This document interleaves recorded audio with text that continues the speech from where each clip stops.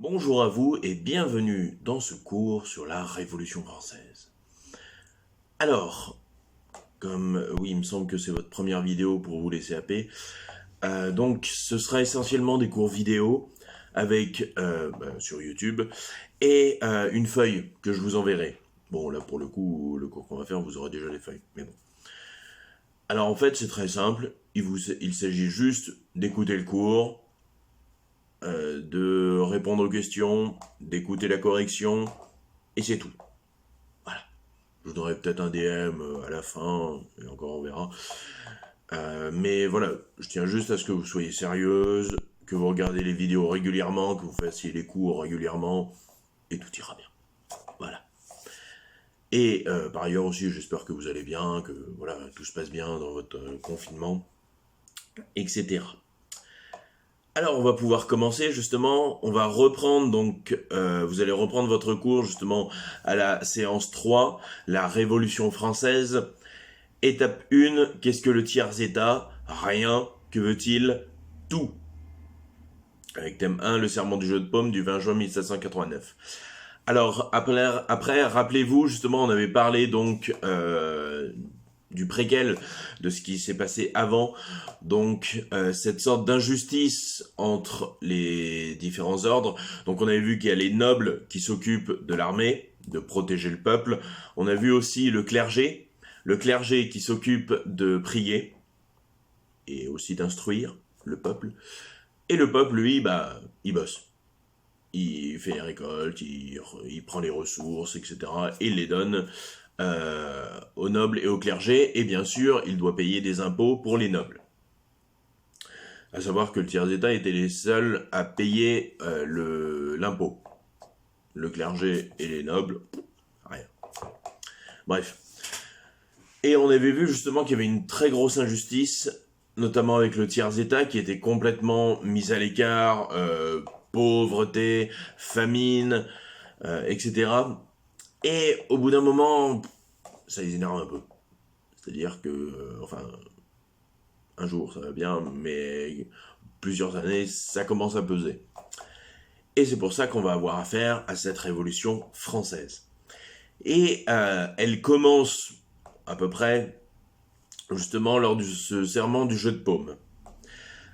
Alors, ce qu'il faut savoir à la base, depuis le XIVe siècle, on a des états généraux. Que sont des états généraux? En fait, c'est le roi qui décide justement d'organiser des sortes d'assemblées nationales, voilà, comme on est aujourd'hui justement. Il réunit donc les trois ordres, et donc, bien sûr, dans des conditions exceptionnelles, hein, dans des crises politiques, des guerres, des trucs comme ça, histoire d'avoir la vie de son peuple. Du coup, le peuple, que ce soit noble, clergé ou tiers-état, vient dire les doléances, c'est-à-dire ils viennent se plaindre, grosso modo, ils viennent dire quel est leur problème, qu'est-ce qui se passe, etc., etc. Le roi, il entend, et s'il veut dire je m'en fous, il le dit. Et on passe au cas suivant. Voilà.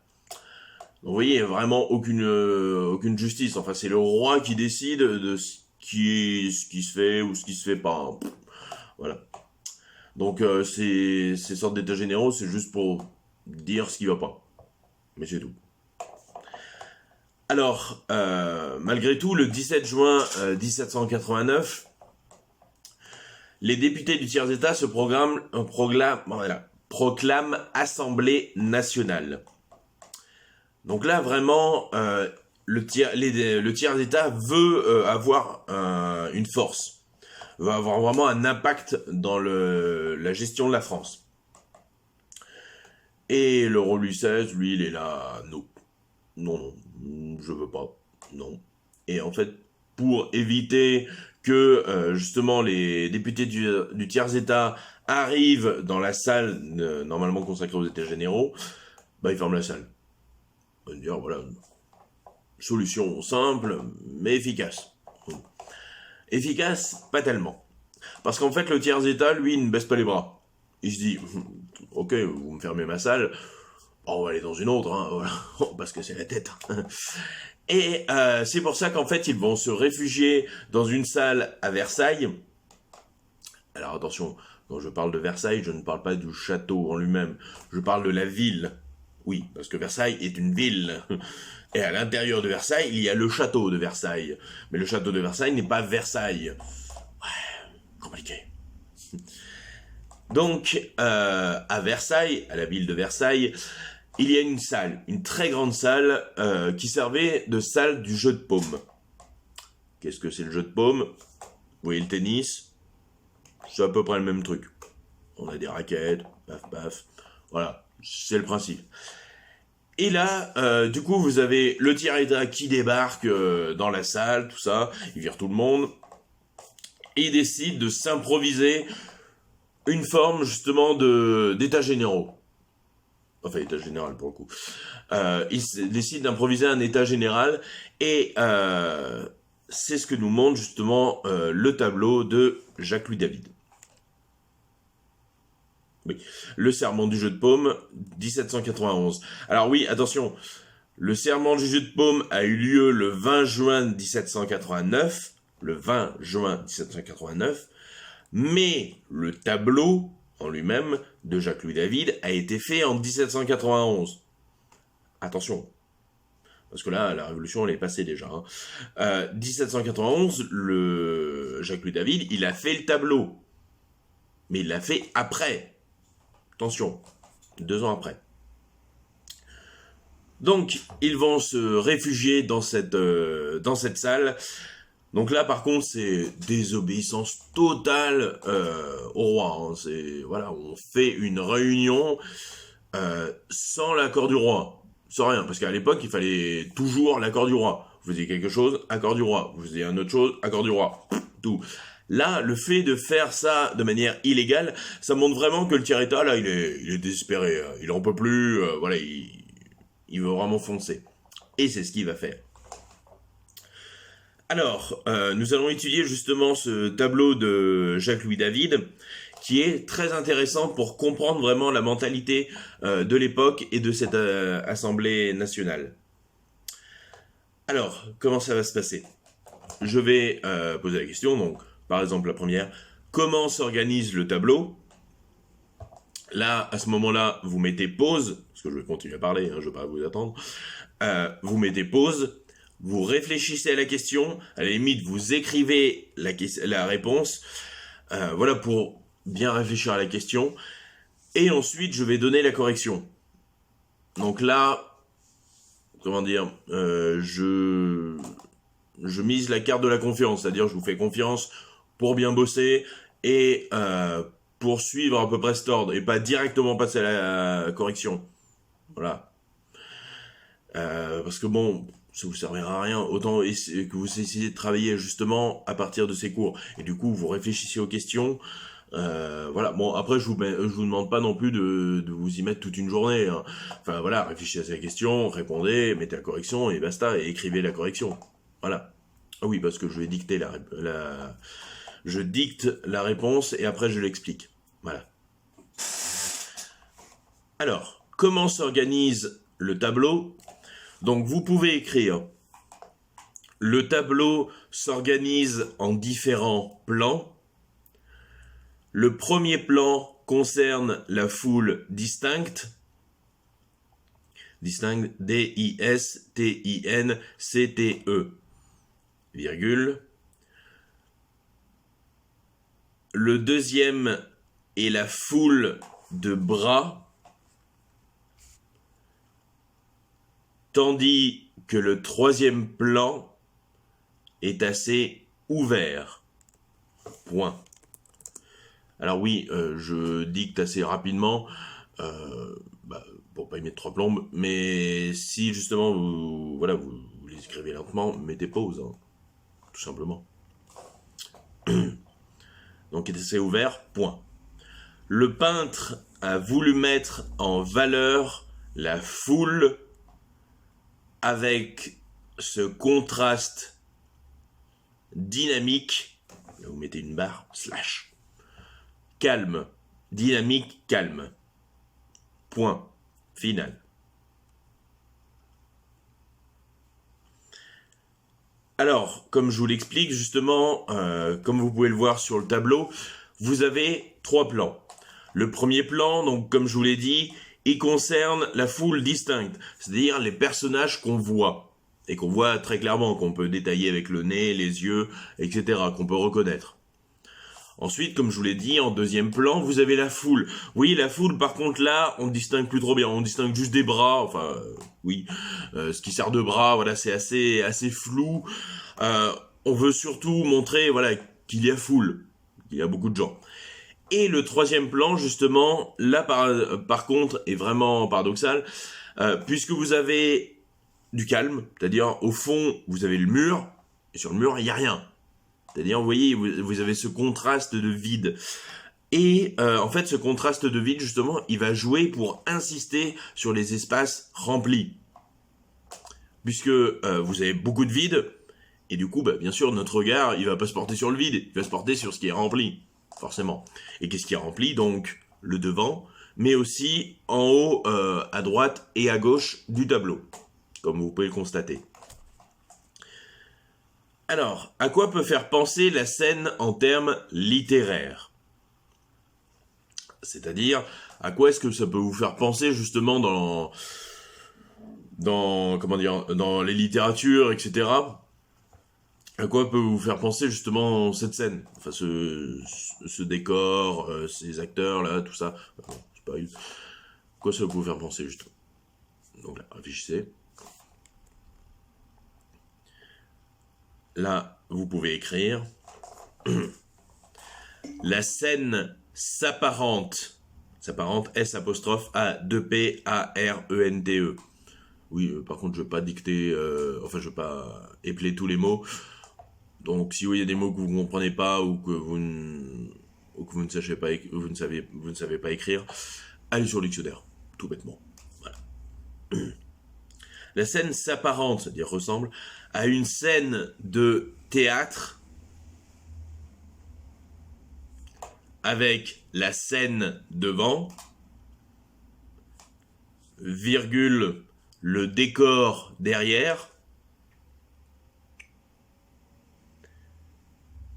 et les spectateurs en haut. Point. La gestuelle participe aussi à toute cette théâtralité.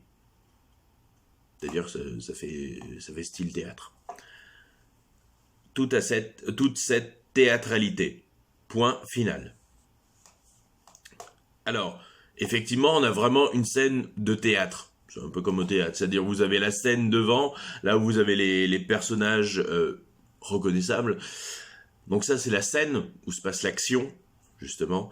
Ensuite, vous avez le décor qui sert à montrer où on est. Là, en l'occurrence, bah, c'est le mur, au fond, qui sert à montrer qu'on est dans la salle du jeu de paume. Et alors après, là, faut un peu plus se triturer la tête. Mais effectivement, en haut, à droite et à gauche du tableau, vous avez ce qu'on pourrait assimiler aux spectateurs. Voilà, ceux qui regardent la scène. Donc vous voyez, on est vraiment dans une ambiance théâtrale. Et comme je vous le dis, les gestes aussi participent à cette théâtralité. Ça veut dire quoi? Ça veut dire que justement, on a l'impression d'être au théâtre. D'ailleurs, vous voyez, les acteurs, ils vont surjouer.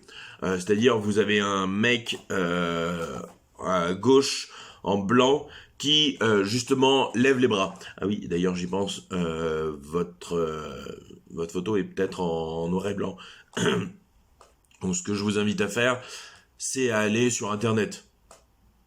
Ou après aussi, je pourrais très bien vous envoyer le cours aussi. Oui, je vous enverrai sûrement le cours sur École Directe, par mail, etc. Donc vous voyez le mec qui a les deux bras levés comme ceci, justement, en blanc, avec une sorte de salopette bleue. Et il lève les bras. Vous voyez, on a vraiment cette théâtralité, c'est-à-dire, voilà, cette abondance de gestes, justement, pour faire comprendre aux spectateurs ce qui se passe. Alors, troisième question. Où se dirigent les lignes de fuite? Quel autre effet pictural rejoint cet effet? Alors une ligne de fuite, en fait, que ce soit en dessin ou voilà en cinéma, une ligne de fuite, c'est justement... oui, non, quoique au cinéma, non, il n'y a pas ça. Non, c'est que dans le dessin.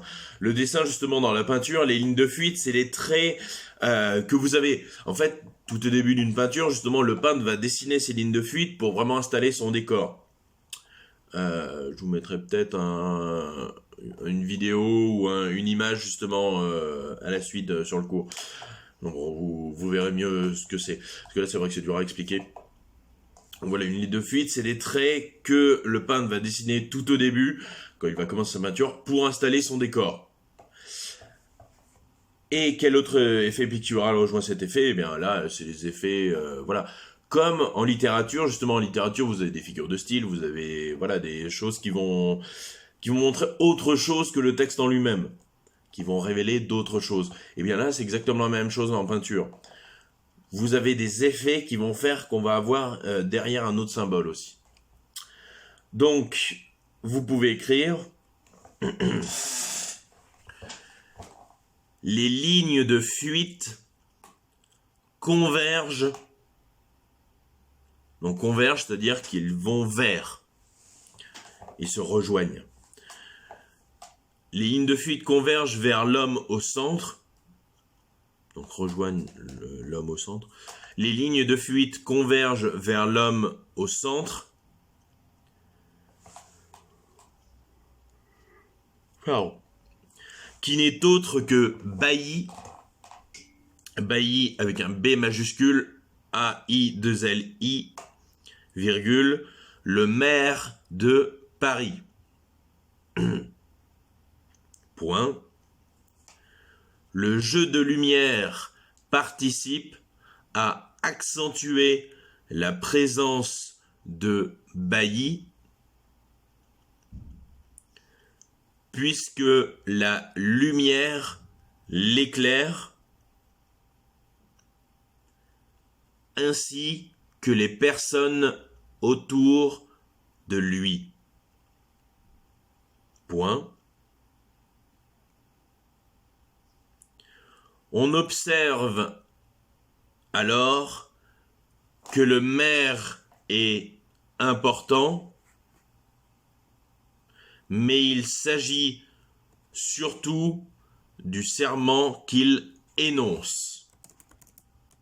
Point final.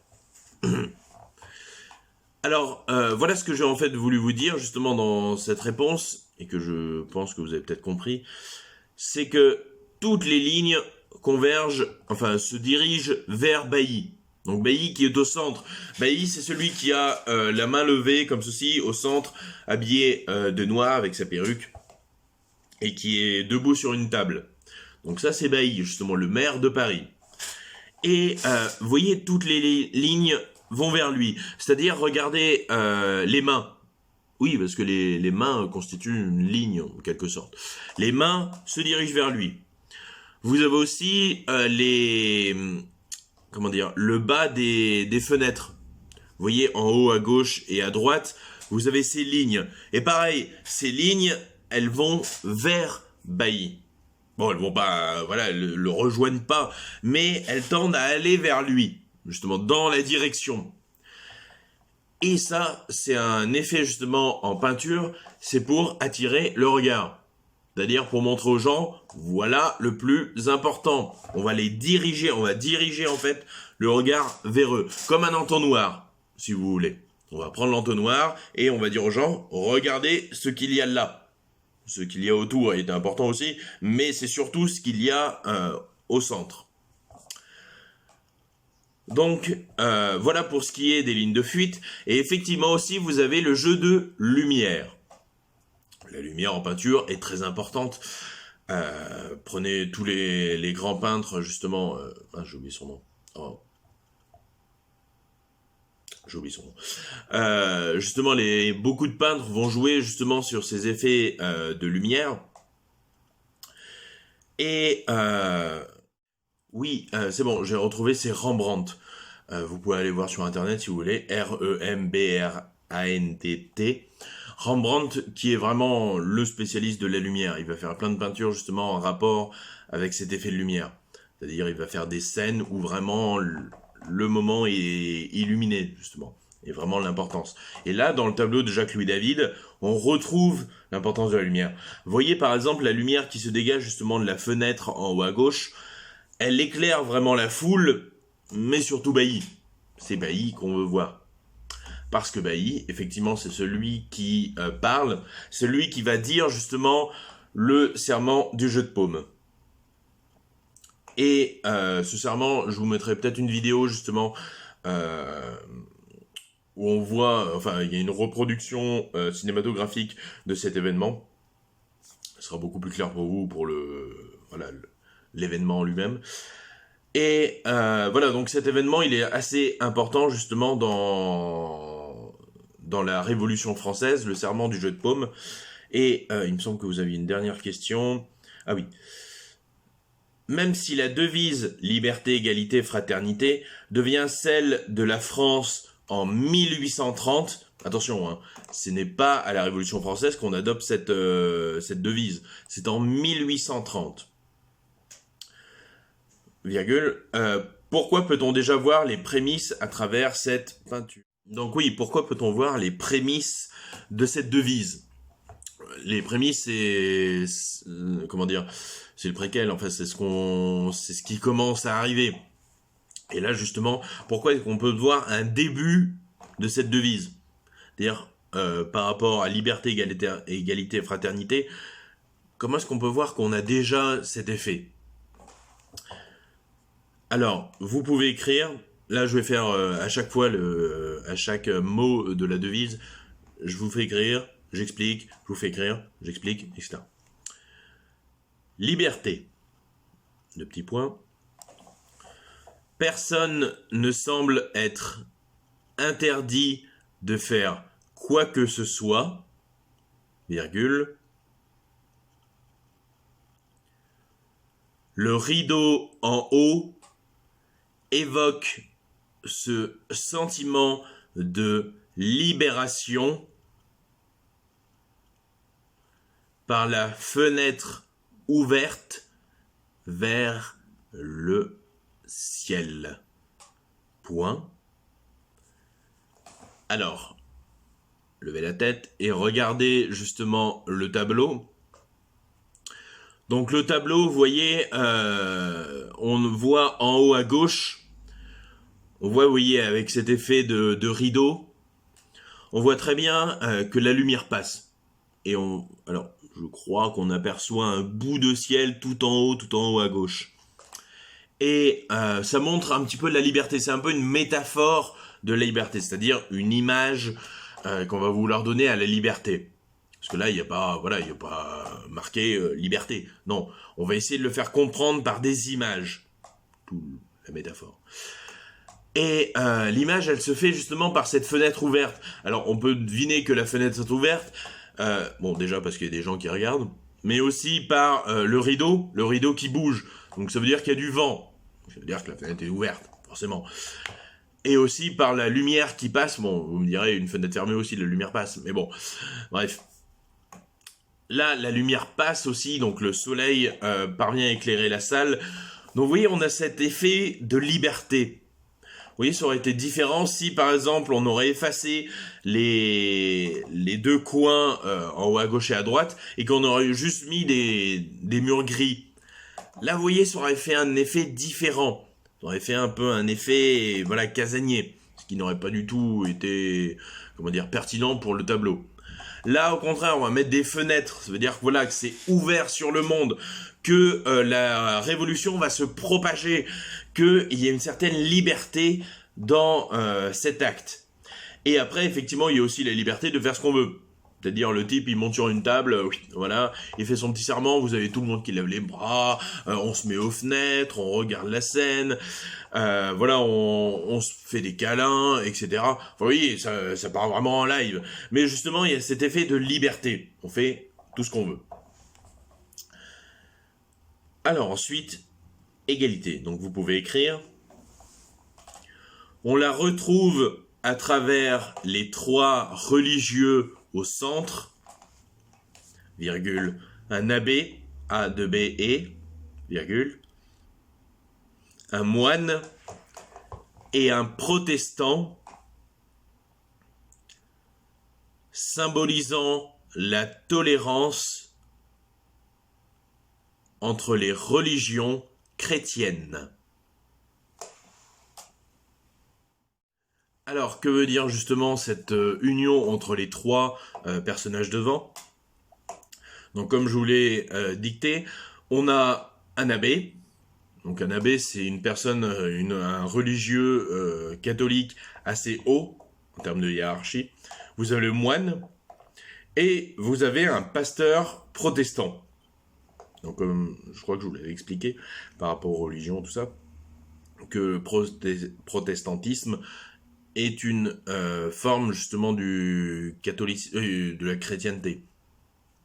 Donc les trois sont chrétiens, mais l'abbé et le moine sont catholiques, et le pasteur, et c'est celui en marron, est protestant. Et ce qu'il faut savoir, c'est que justement, comme je vous l'avais dit au début de cours, les protestants, voilà, on commence à les accepter. Bon, les juifs, c'est pas encore trop ça. Mais les protestants, on commence à mieux les accepter, tout ça. Enfin, il y a vraiment une meilleure solidarité. Et ça se voit notamment via la peinture de Jacques-Louis David. Et enfin, fraternité. Fraternité, deux petits points.